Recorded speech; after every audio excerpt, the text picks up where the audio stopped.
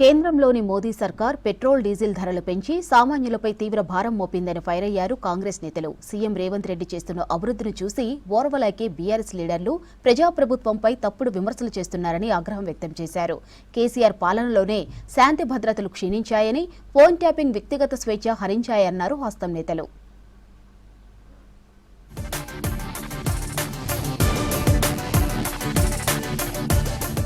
Congress senior నేత జువ్వాడి నరసింహారావుకు భవిష్యత్తులో మరిన్ని పదవులు రావాలని ఆకాంక్షించారు రాష్ట్ర మంత్రి వివేక్ వెంకటస్వామి.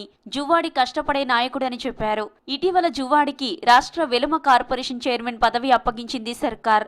ఈ సందర్భంగా మంత్రి వివేక్ ను మర్యాదపూర్వకంగా కలిసి శాలువాతో సత్కరించి బొకే అందించారు జువ్వాడి. ప్రజలకు ఎప్పుడు కూడా ఎల్లవేళ వాళ్ళ మధ్యలో ఉంటూ కాంగ్రెస్ పార్టీని బలపరుస్తూ ఈరోజు వారు వెల్మా కార్పొరేషన్ చైర్మన్ అయినందుకు వారికి అభినందనలు చెప్తున్నాను. ఇది వారికి సరైన పోస్టు, ఇంకా ఎక్కువ పోస్టులు రావాలి.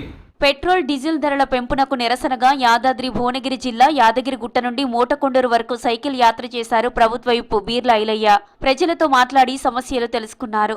మోటకొండూరులో అభివృద్ధి కార్యక్రమాలపై సమీక్ష నిర్వహించారు. ధాన్యం కొనుగోలు కేంద్రాలను సందర్శించారు. రైతులు ఇబ్బందులు పడకుండా చూడాలని అధికారులను ఆదేశించారు విప్ బీర్ల. ఈ డీజిల్ పెట్రోల్ గ్యాస్ ధరలు పెరగడం వల్ల పేదోడి మీదనే గుదిబండగా మారుతుంది.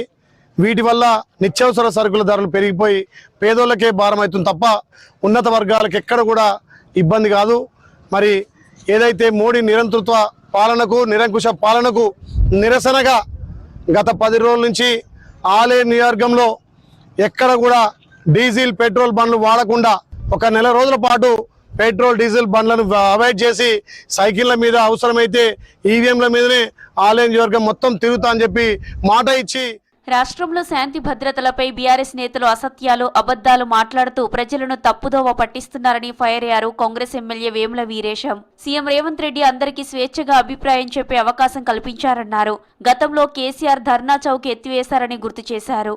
ఐపీఎస్ గా పనిచేసిన ప్రవీణ్ కుమార్ పోక్సో కేసుపై అవగాహన లేకుండా మాట్లాడుతున్నారని అన్నారు ఎమ్మెల్యే వేముల.